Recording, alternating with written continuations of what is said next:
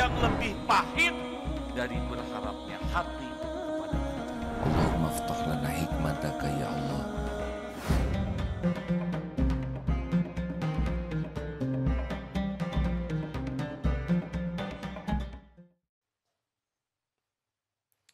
Waktu kita di rahim ibu, kita tidak berpikir apapun karena otak kita juga belum jadi, tetapi semua keperluan kita datang tepat pada waktunya.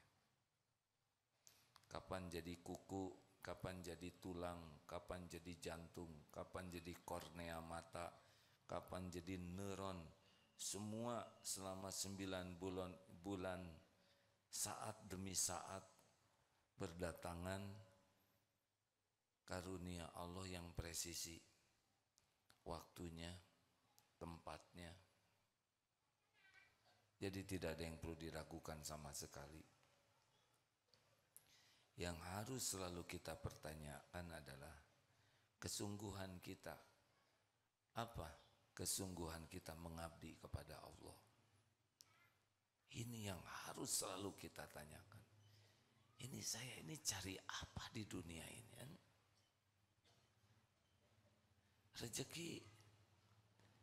Rezeki itu bukan urusan kita. Rezeki sepenuhnya urusan pencipta kita.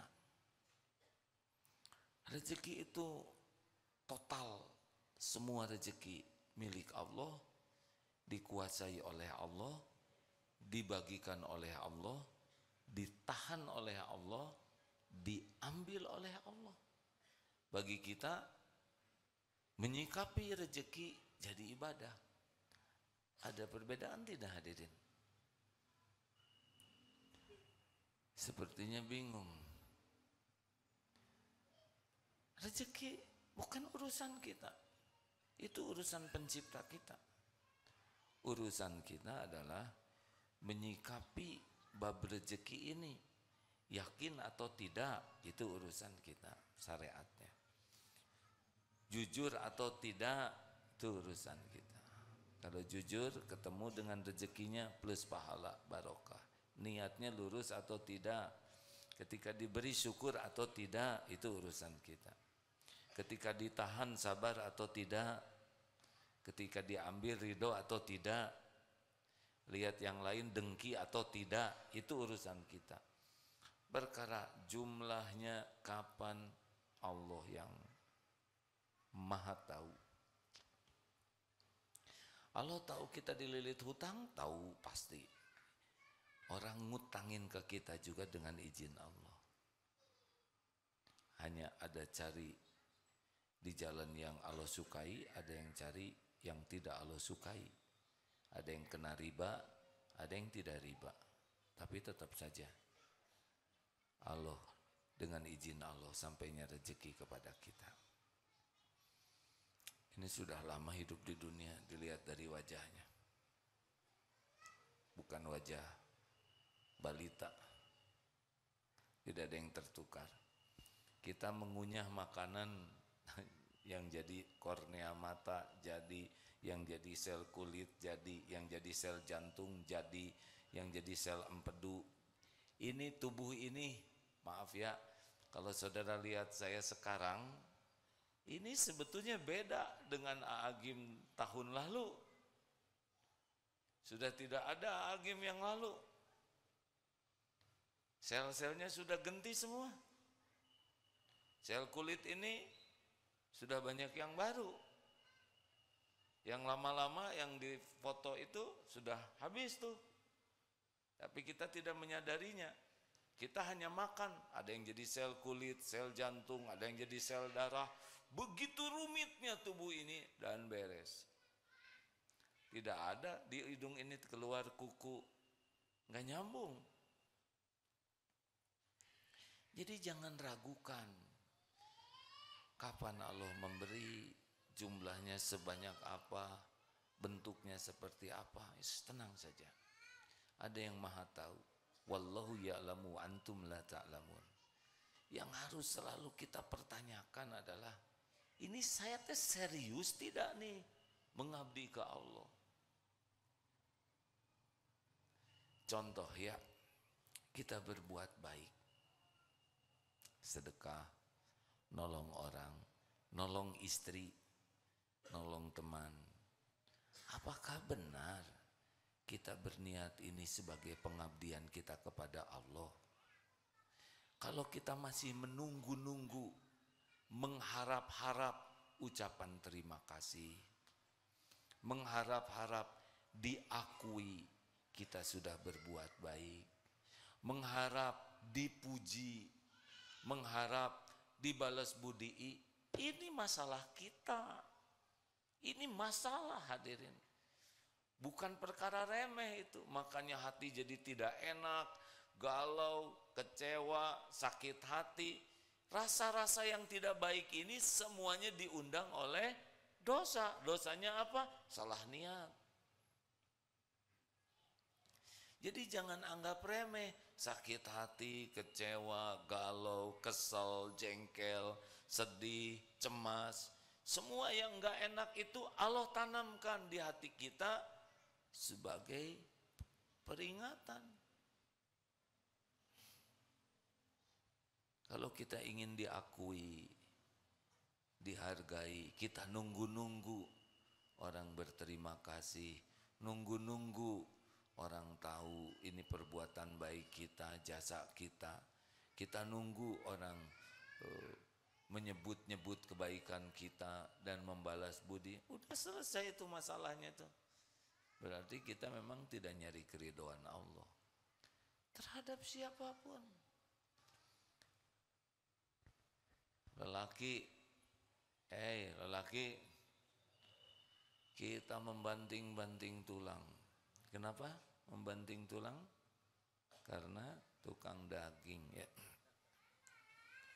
Kita kerja bukan untuk dikagumi istri, anak sebagai ayah yang tanggung jawab, kepala keluarga yang bijaksana, yang amanah.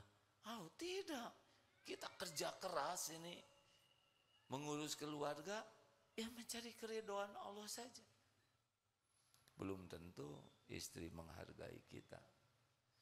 Gimana kalau tidak menghargai? Kalau tidak menghargai, tobat. Jangan-jangan kita tidak ikhlas. Ujian dari Allah.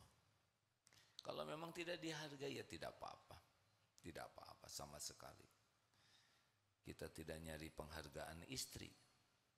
Tidak menjadi penghargaan suami, tidak mencari penghargaan kantor. Di kantor ini, orang-orang yang tidak ikhlas, bete terus. Ciri orang yang kurang ikhlas tuh kalau dipuji semangat, tidak dipuji tidak semangat, dicaci patah semangat. Udah pasti itu tidak mencari keridhaan Allah. Dia hanya mencari makhluk, tidak pernah bahagia. Bahagia itu berbanding lurus dengan keikhlasan. Makin ikhlas, makin lepas dari berharap apapun dari makhluk, udah makin bahagia hidup ini. Anteng, enteng,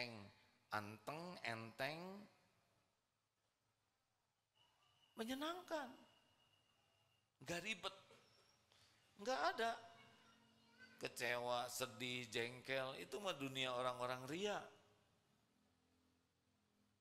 yang berharap dari makhluk. Nah, kalau mau tanya, bukan tanya kenapa pertolongan Allah lambat. Salah. Kenapa hati saya enggak sungguh-sungguh kepada Allah? Itu yang ditanya. Kenapa hati saya masih berharap dari selain Allah? Tapi saya doa kok minta rezeki ke Allah, tapi kamu kelakuannya pengen dipuji atasan, ingin dipuji kawan, ingin dipuji tetangga, semuanya bukan karena Allah. Nah, kita sering mempertanyakan pertolongan Allah.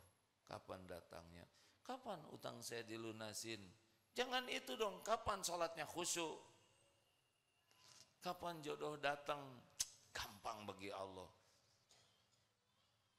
Kapan saya benar-benar menuhankan Allah?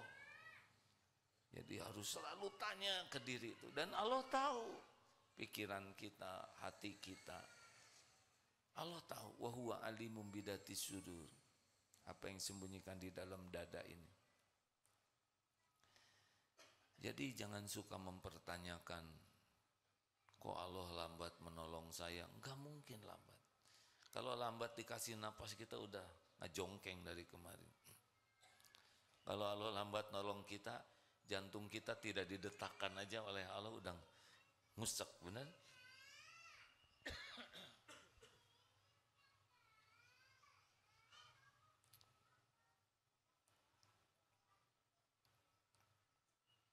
Ada yang telat enggak dari Allah? Coba telat oleh Allah, diperlambat, delay antara pendengaran dan proses otak kita. Misal Allah tidak nolong nih ya, telat kita tuh. Mengerti, lama prosesnya tuh. Baru ketika di jalan mengerti. Bahaya kan? Nah, ketawanya, misalkan proses ketawanya telat. Mata melihat, telinga mendengar, itu lucu, diprosesnya tuh dilambatin. Lucu, lucu, sampai di otak kamu harus senyum.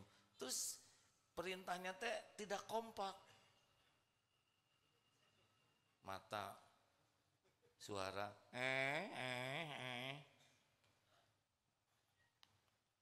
lihat kita ketawa, presisi semuanya, benar? Sekali ngangguk-ngangguk gini kan begitu banyak rahmat Allah, pertolongan Allah. Otot kita diperintahkan naik turun, ini mata kedip, ngegaruk juga nggak salah, gatal di sini, kena di sini, tuh ngegaruk ya. Coba kalau salah alamat, anak kelek orang, apa yang terlambat? Apa yang terlambat? Kedip, kita nggak dibuat terlambat, coba terlambat. Tabrakan ini, betul? Nah, ngangguk ini coba terlambatnya enggak?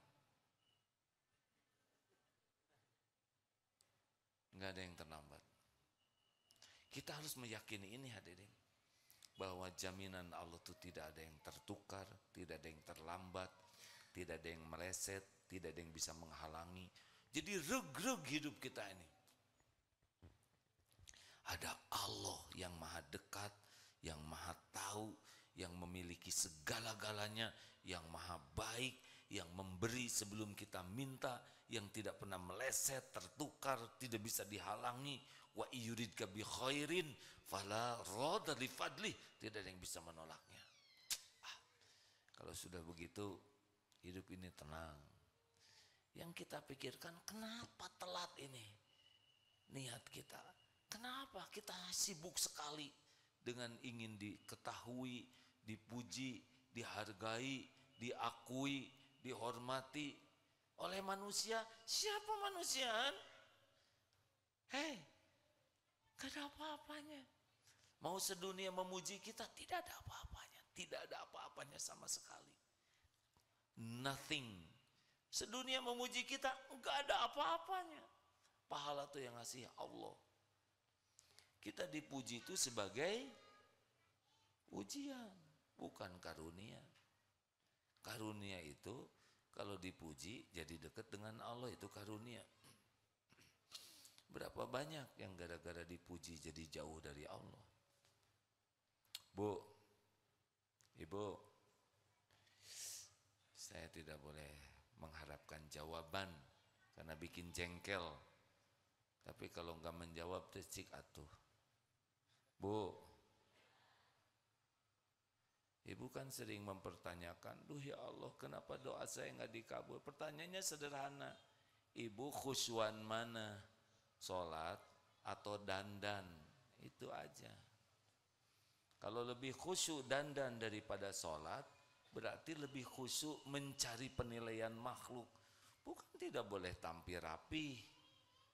Tapi kenapa untuk dilihat orang begitu all out?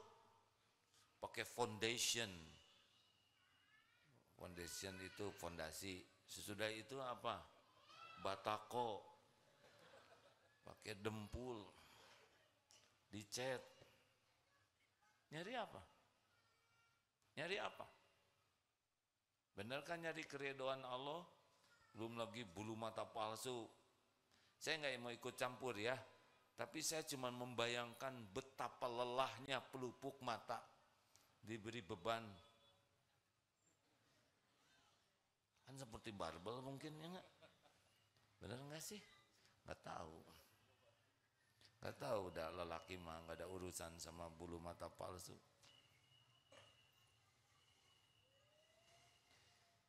Ayo, ini yang pertama pertanyaannya. Nyari apa? Nyari apa dari semua aktivitas hidup ini? Kerja mah nggak usah mikirkan karir, nggak akan kemana-mana karir itu. Kerja saja, bagaimana kerja dicatatkan oleh Allah jadi amal soleh. Tujuannya apa sih hidup ini? Kalau tujuannya jelas, saya tujuan hidup ini ingin bahagia. Bahagia itu cuma dua, iman dan amal soleh. Jadikan setiap aktivitas kita nambah iman dan setiap kegiatan kita jadi amal soleh. Udah, perkara yang lain-lain ngikut kok, nggak akan kemana-mana. Kalau kita benar-benar yakin ke Allah dan terus makin yakin dan semuanya kita niatkan, ya Allah hanya untuk-Mu. Iyyaka na'budu wa iyyaka nasta'in. Saya persembahkan semua ini hanya Engkau ya Allah. Saya ini hamba-Mu, hanya Engkau Tuhan saya. Saya lakukan ini semata agar Engkau ridho. Udah nggak ada lagi yang lain. Baik ke istri, ke anak, berbuat baik ke orang tua, berbuat baik ke tetangga, berbuat baik ke yang berbuat nggak bagus ke kita, lakukan weh terus. Dan nggak ada tuh kita mikirkan ingin diketahui, kan udah puas, Allah udah tahu, bener? Kenapa harus pengen diketahui orang? Apa nggak puas Allah mengetahui segala-galanya? Wallahu khabirum bima ta'malun. Allah maha melihat apapun yang kau kerjakan. Tidak ada satupun yang lepas dari penglihatan Allah. Orang mau tahu mau tidak tahu ya nggak ada masalah. Tapi kenapa kita harus ngabsen? Ini mah bukan urusan keikhlasan. Absensi itu urusan kepatuhan kepada aturan. Seperti bayar. Saya bayarnya rahasia, nanti disangka belum bayar jadi masalah baru, benar? Jadi urusan dunia kita lakukan karena memang kepatutannya begitu, tapi kita niatkan ibadah. Ini pertanyaan pertama dan utama dalam hidup ini. Saya tuh mau ngapain ini? Ini saya dakwah nih apa nih? Nyari apa? Nyari kekaguman, nyari agar diakui keilmuan, kesolehan. Itu pengkhianatan kepada Allah. Ya sudah, Allah nitipkan ilmu, sampaikan tanpa harus merasa diri sudah menjadi ahlinya, sambil berusaha mengamalkannya. Tanya niat ini, kalau merasa kenapa pertolongan Allah kok lambat, tanya niatnya. Tahajud niatnya apa? Saya niat tahajud supaya lunas utang. Bagus tidak? Hai, terserah mau jawab, mau enggak, itu amal masing-masing. Mau diem aja sok mangga, mau ngejawab demi membahagiakan yang nanya, itu pahalanya buat saudara-saudara. Kelihatan ada jengkel, kurang ikhlas hadirin yang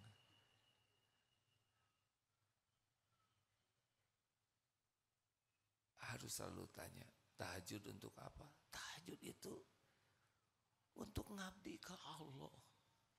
Nanti bagian dari tahajud doa, minta jodoh, doa lunas hutang, doa solusi, itu bagian dari doa, ibadah tambahan, bukan tujuan tahajud. Masa tujuan tahajud lunas utang? Nanti kalau utang dilunasin, lunas juga tahajudnya, ya kan? tahajud mengabdi ke Allah. Berbuat baik ke orang tua, kenapa? Habis orang tua berjasa, orang tua sayang, orang tua dengar ya, kita berbuat baik ke orang tua karena ibadah. Allah yang memerintahkan. Tidak semua orang tua berbuat sama kepada anaknya. Benar? Tidak semua orang tua juga akan menghargai kebaikan anaknya. Gimana saya sudah memberikan gaji saya ke orang tua, misalnya, cuman segini, ya nggak apa-apa. Iya Bu, segitu ya. Terus saya lakukan yang terbaik. Menanti ucapan terima kasih menodai keikhlasan. Menanti loh ya. Menanti itu udah naik. Sebetulnya mengharap udah jadi masalah. Enggak ada mengharap. Jangan mengharap. Senyuman, raut muka, ucapan terima kasih, doa, penghargaan, balas budi, hapuskan. Fokus saja berbuat. Wa kafa billahi syahida. Cukup Allah jadi saksi.